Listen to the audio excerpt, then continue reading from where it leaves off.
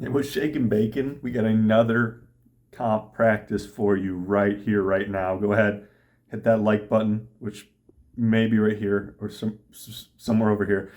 To be honest, I have no idea. Hit that like button, subscribe, check this out. Wintertime fishing, kind of some dry dropper action. Hope you guys enjoy. Hope you learned something. Let me know what you learned. Let me know what you'd like to see coming up. Let me know how you guys seem to like these. So I'm going to keep doing them until you hate them. So hope you guys can take something away. Let's see you. All right, guys, we're going to just jump right into this sucker. So this is the pool that you're going to see me fish. As you can see just by looking down below me, really clear water. I walked up to the first spot and I saw the water was like this, and I had two nymphs on. I'm going to do a little Euro nymphing. I decided with how clear the water is, and you can see how glassy it is all the way through, that probably Euro nymphing is not the best technique because of how close I would have to get. And because of that, I immediately cut off my dropper, my tag, and I put on a dry fly. I put on a big front end loader caddis, something pretty sizable. There's nothing rising. I started off with a midge as my dry, but it was a little light and hard to cast, and it really just wasn't necessary because there just wasn't any fish rising. Had there been fish rising and they were rising to midges or midge pupae, then I would have stuck to something smaller. But I put on a size 12 front end loader caddis as my dry, essentially just acting as an indicator. And I use that caddis instead of one of them big old babbers, just because like I said, the water's clear, and I didn't want to cause a big disturbance on the water surface. So I went with that dry fly, which lands a little bit more naturally, without making as big of a splash. Just a little ripple effect with that. But this is the spot. This is the spot from far back. You're gonna see eventually that I catch all my fish pretty much way up here. You can kind of see this ice patch jutting out around here. And so ice is pretty cool in the wintertime. It kind of sucks, if this whole thing freezes over. Luckily it didn't, but this ice is actually pretty cool because it provides structure. And I can recall just one time steelheading when I had a run out in front of me like this, where traditionally there had been steelhead, sitting all throughout here, whatever a fish looks like. Traditionally there had been fish sitting all throughout. That's a terrible fish. Traditionally there had been fish, but they were stacked underneath the ice because of the structure this provides. If there's birds of prey, any eagles or anything like that, they have this perfect opportunity to ambush the fish. So this ice is pretty cool. I did catch, as you'll see, a couple of fish in here, and I might actually stop and just roll that so you can see it, because I think I end up positioning up here, and that's where I really I do throw some casts from here, from where I'm standing right now, up to here. I think I believe there's a big rock here and some structure coming out, and I thought that we'd potentially pick up a fish here, and I very well may have. I'll check the footage again, and if I did, you'll probably see that. So I thought maybe there'd be some fish along here and back here, but you'll also see me bomb some casts up here along that, and then we'll get a little closer and I'll talk about the rest.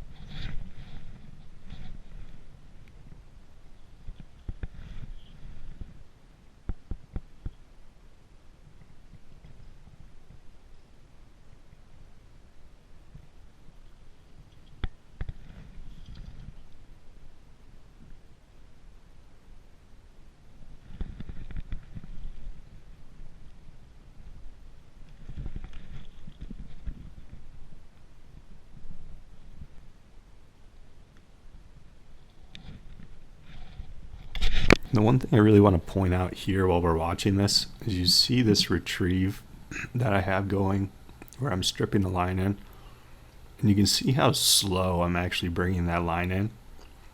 That's how slow the current's moving there, which is a great spot for the fish to stack up in the wintertime. But that's also a really slow current to Euro nymph, and to hold those nymphs steady.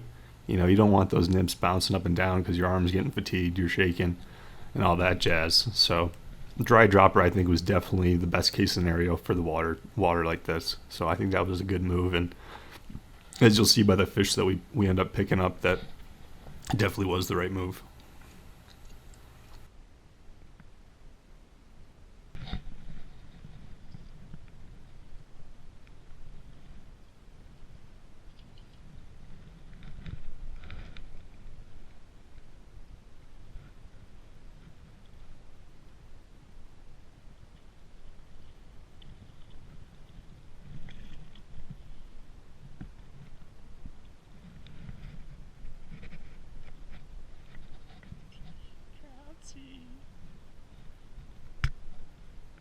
All right, so this is, you can see I'm a little bit closer up. This is to the big fat part of the ice now, where the ice protrudes all around here. Like I said, this was pretty good structure. I caught a few fish right along this edge right here, and you can kind of see that big rock I was talking about now.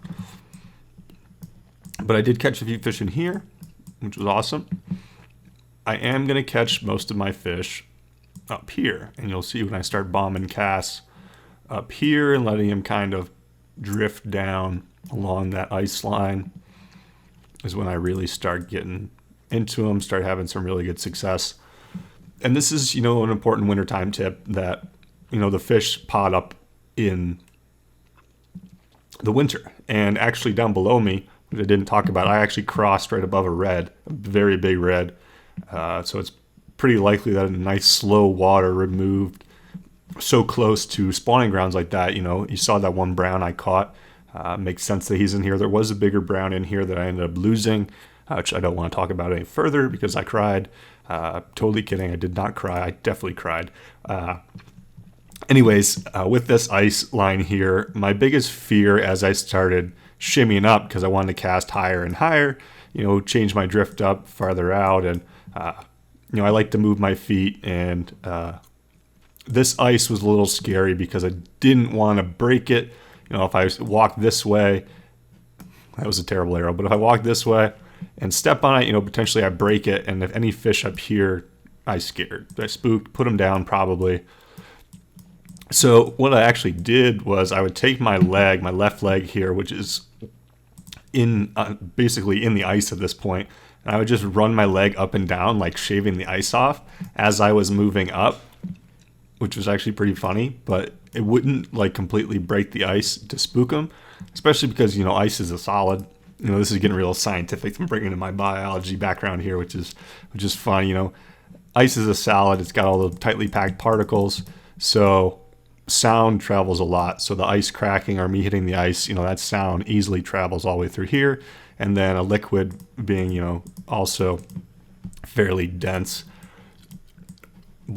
sound travels pretty good as well. If you've ever yelled underneath water with your buddies in the pool, you know what I'm talking about. And fish do have ears. They don't have ears, but they have ear bones, so they can hear that stuff. And I really didn't want to put the fish down. And you'll see that I do pick up a lot of fish here, a lot of fish here. And we'll probably roll the clip. We'll just show you a bunch of the fish. They're all pretty much the same, but I came back through here later after I fished upstream, and there was a guy standing right here, right there. Big old smile, big old fishing hat, you know what I'm saying? And he's standing right here. So if I caught those fish right here, and you see how clear this water is, you can see this boulder, you're getting a lot of the reflection, but he's standing right here, and he might actually been more up here by this point. So if I caught all my fish here, and by that point I had ripped all this ice out by walking up through, if those fish are right here, he's way too close to those fish. He's putting those fish down. Those fish are scared. Those fish are running and hiding. They're all the way down here underneath this big boulder, like that big scary man's coming after me. And the other thing that I believe that he was doing wrong, now I could be wrong. I'm not saying he didn't catch any fish. I didn't sit there and watch him. But my guess is he caught considerably less than I did. And, you know, obviously I went through it first and hooked the fish, so that put him at a disadvantage already. But he was using this big old babber, and, you know, he had his rig, you know, he had a split shot, and then he had his fly. I don't know how many flies he's running, but if he's using 2 flies, he had essentially like 9 feet of line. Like this was like 9 feet. We'll call her 9 feet. That hole is not 9 feet deep. My spacing on my flies between my dry and my nymphs was only about 3 feet. So I typically run 20 inches between my flies because that's, Phipps Moosh. I knew this was a little bit deeper spot. So I was fishing about 30 inches. My 3 millimeter or 3.5 millimeter sexy waltz with a pink bead below that was about 30 inches. And I was still, as I threw higher up here because it shallowed out towards the top, I was still hitting bottom. And I would, as I cast farther over here, I would end up hanging up on some of the rocks and stuff, set, and be stuck. So he was definitely way too deep. And it's better to be too shallow than to be too deep. So a fish, his eyes are on the sides of his head. I'm approaching this from downstream, which is, so I stay behind him. He can't see me. But if your flies are beneath him, like they're straight up beneath him, like he's not going to move, especially this water I tempted is just above freezing. He's not going to go down and get those flies. And he's not even going to see him, to be honest. He's going to be more likely to see him if you throw it a little higher. Maybe he'll ascend a little bit to get it. But, I mean, to be honest, you want to smack dab in its face. But having all that extra line, plus you have all this extra slack, your shot, if your shot's 6 feet, your shot's touching the ground, then you have these flies off the thing. And basically the way that it works, your indicator won't even register this until this hinge point between your line and your bobber is straightened. So this literally has to be straightened like that before it even registers, like a little hypotenuse on a triangle. It's got to be straightened before you. So you're not going to register your strikes that well when with my dry and then my nymph. As soon as this nymph gets touched, this goes down, and it's just a more effective. It's more sensitive, and it's overall just, I think, a better method for this specific situation. Now, I'm not saying all the time. The other thing I would recommend, and this is something that I've been playing with and something I want to make a video about, is to have those yarn indicators. So the reason I fish dries is because comp rules say that you have to have hook points and everything.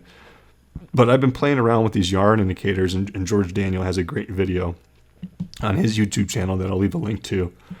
You can stick one of these yarn indicators on, and that's not this big old babber that's smacking down. This yarn indicator is going to act a lot more like a dry. And if this was a heavier riffle and this was ripping through here, it wouldn't really matter, to be honest. But because this is you saw how slow I had to strip that stuff in, because it's moving so slow, this would be a good time to throw on the yarn indicator, something a little bit more sensitive. Your strike detection is going to be a lot better. Plus, you can go straight 30 inches right off that to a tungsten fly, which is why I put tungsten in my flies. I don't have the split shot in here making this hinge point. All it's yarn to fly or dry to fly, and it's just a straight line. That reaction is instant, and it's just an overall better strike detector. So that's pretty much all I got to say about this one. I had a blast, caught a lot of fish. You're going to see some of those coming up. But really, this was I think a really great opportunity to just show kind of, what what good winter water looks like. Don't get me wrong. If this was riffle and there was a slack over here, that could be good winter water as well. But this was just a perfect example of some winter water, and a perfect example of, needing to use a more delicate approach, because you see how glassy this is. It's reflecting off the stuff that, we didn't want to spook the fish, and we didn't want to get up here like Joe Bob did. So